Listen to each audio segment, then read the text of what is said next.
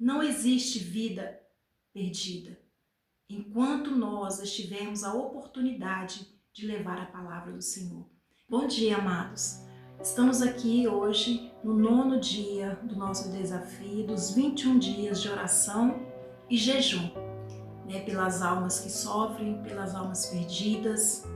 E dentro desses 9 dias nós temos ouvido palavras que têm mexido com o nosso coração, despertado em nós, o amor pelas almas, despertado em nós a urgência em que nós temos de estar evangelizando, levando a palavra de Deus para aqueles que estão na escuridão.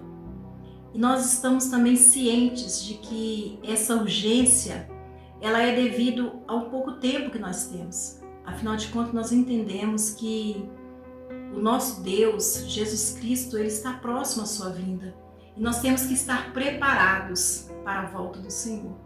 E nós, como discípulos do Senhor, nós temos essa incumbência, nós temos esse trabalho, que é o de estar levando para as outras vidas, para aquelas que estão na escuridão, para aquelas que estão perdidas, para aquelas que estão sofrendo aquilo que nós um dia recebemos do nosso Deus, que é a promessa de salvação, que é a promessa da vida eterna. E dentro disso, eu gostaria de estar compartilhando nesta manhã aqui com os irmãos, com todos aqueles no qual esse vídeo vai estar chegando, que muitas vezes nós acreditamos que tem pessoas ou tem vidas que já estão perdidas e que não tem mais jeito e todo mundo abre mão e ninguém mais quer se importar porque já tentaram de tudo e não tem jeito. Então aquela pessoa ela é largada de lado. Mas nós temos algo dentro da palavra de Deus que nos desperta, é a respeito do endemoniado gadareno. É uma palavra que está lá no livro de Marcos, no capítulo 5, essa história. Quando Jesus ele está se desembarcando ali naquele lugar, aquele homem ele vem de encontro ao Senhor Jesus. E aquele homem ele estava numa situação deplorável. Aquele homem ele era conhecido na cidade como o endemoniado gadareno. Era um homem que já tinha perdido tudo. Ele já tinha perdido a dignidade, ele tinha perdido a saúde mental, ele tinha perdido o amor da sua família. E diz a história que todos tentavam fazer de tudo por a vida dele, o amarravam, porque ele se tornava violento, ele era agressivo, porque ele era tomado por espíritos imundos, ele era tomado por espíritos que dominavam aquele homem, fazendo ele, levando ele a fazer coisas terríveis. E ele era até mesmo temido ali naquela sociedade e talvez na sua família. Ou seja, ele era uma pessoa improvável. Ele era uma pessoa onde todos já tinham deixado de lado. E diz a história que ele já não vivia mais com a sua família. Ele já não vivia mais em sociedade. Ele vivia nos sepulcros, nos cemitérios, isolado. E ele já estava num estado assim de deploração tão grande que o seu corpo já tinha feridas. Talvez ali pela falta de uma higiene, de uma falta de estar se cuidando, porque aquele homem ele já tinha perdido tudo.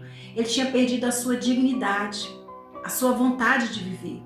E então ele estava ali tendo a sua alma e a sua vida dominada por espíritos malignos. Mas tudo isso chega ao fim, quando ele se encontra com Jesus. Quando Jesus ele se encontra diante daquele homem, foi o último dia talvez que os demônios teve poder sobre a vida daquele homem. Nós aprendemos com isso, meus amados, que não há vida perdida. Que enquanto nós estamos aqui, enquanto nós estivermos vivos, enquanto nós tivermos oportunidade de pregar, de levar esse evangelho para as pessoas, nós temos que acreditar que há esperança para o perdido, que há esperança para aquela alma que sofre, que há esperança para aquela pessoa que todos já desistiram dela, que ninguém mais espera nada dela, ela já é uma vida perdida, ela já é uma alma perdida. Mas Jesus nos ensina nessa história que quando Jesus ele entra nesse negócio, Jesus quando ele entra na vida de uma pessoa, não tem alma perdida. não tem pessoa improvável para Jesus. E o que aconteceu na vida daquele homem, ao encontrar Jesus, Jesus expulsou os demônios que estavam na vida daquele homem. E a palavra de Deus diz assim, que quando Jesus pergunta para ele qual o seu nome, não é ele quem fala, mas os demônios que estavam tomando conta da vida daquele homem. E então os demônios dizem assim, o nosso nome é Legião, porque somos muitos. Ou seja, aquele homem ele já tinha perdido a sua identidade. Ele não tinha mais uma identidade própria, porque os demônios tinham se apossado da alma, da vida daquele homem. Mas quando Jesus chega na vida daquele homem, ele tem a sua vida transformada.